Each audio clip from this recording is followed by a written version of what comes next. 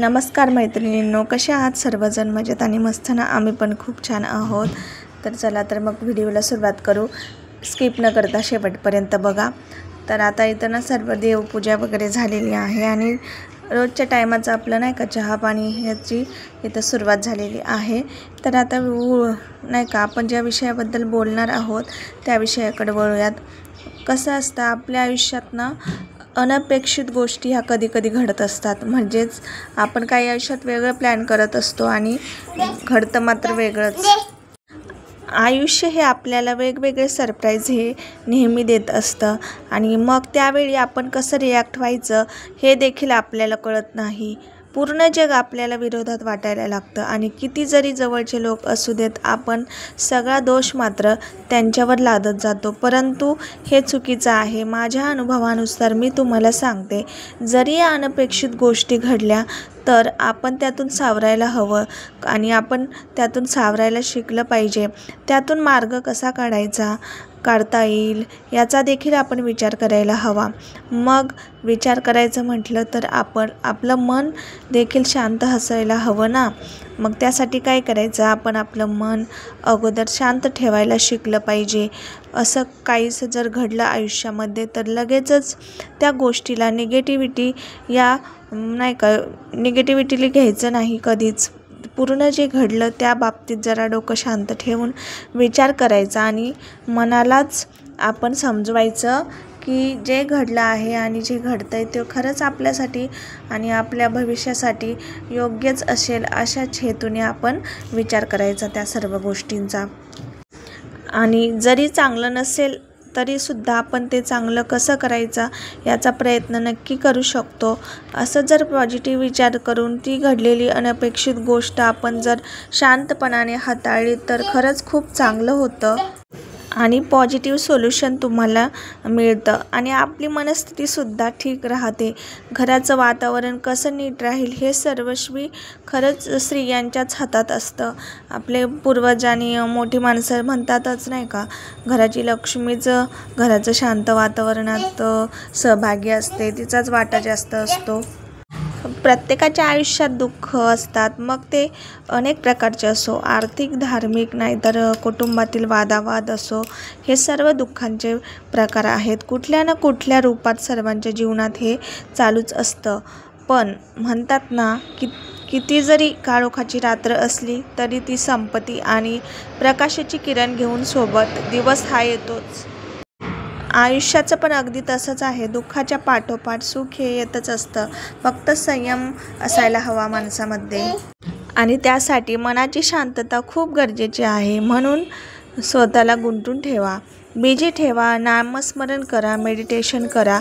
या सर्व चांगल्या सवयी आपल्याला नक्कीच फायदा होतो या सगळ्या सवयींचा. आणि वाईट गोष्टीकडे दुर्लक्ष करा होईल तेवढं. इच्छा नसेल तरीसुद्धा आपल्यासमोर जर काही निगेटिव्ह होत असेल, वाईट घडत असेल, कोणी आपल्याला वाईट बोलत असेल तरी इग्नोर करायला शिकलं पाहिजे. त्यामुळे आपल्याला होणारा त्रास कमी होतो आणि परिस्थिती कशी जरी असली तरीसुद्धा त्याला सामोरं गेलं पाहिजे.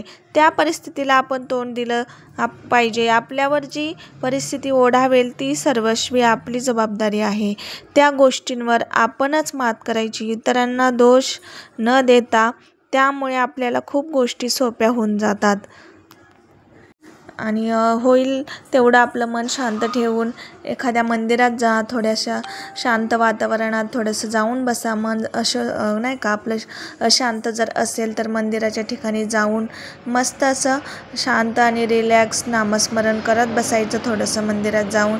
तर एकदम असं पॉझिटिव्ह एनर्जी आपल्या आतमध्ये येत असते. जर कुठल्या पण मंदिरात जा तुम्ही आणि थोडा वेळ 5 मिनटं म्हणा किंवा नाही का देवाचं नाव घेत आपण तिथं थोडा शांत वातावरणात जर बसलं तर खरंच आपल्या जीवनामध्ये खूप असे बदल होत आहेत.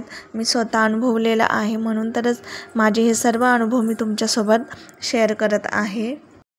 कधी आपण काय करतो, आपल्या सतत भविष्यातील गोष्टींचा विचार करून असं पुढं काय होईल, पुढं असं होणार आहे, ते मला मान्य नाही, असं सारखं विचार करून चिडचिड करत असतो. मग त्यामुळे काय होतं, आपला वर्तमान देखील खराब होतो आणि आपल्या भूतकाळात मग सर्व काही वाईट आठवणी जमा होऊन जातात.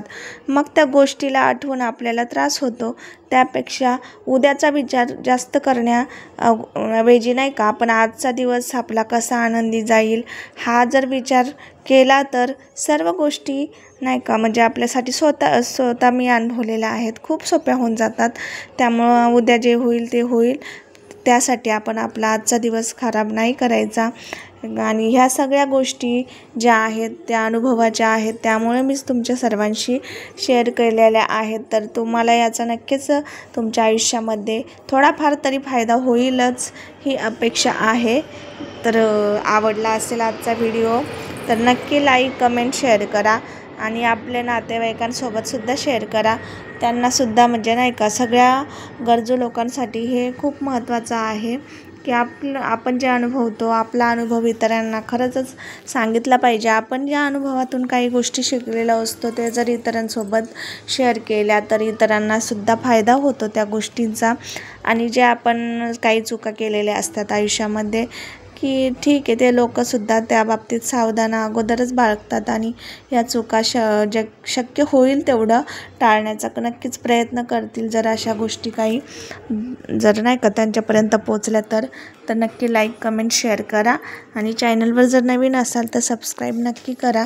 भेटू अशाच नवीन व्हिडिओसोबत. तोपर्यंत सर्वांना बाय बाय.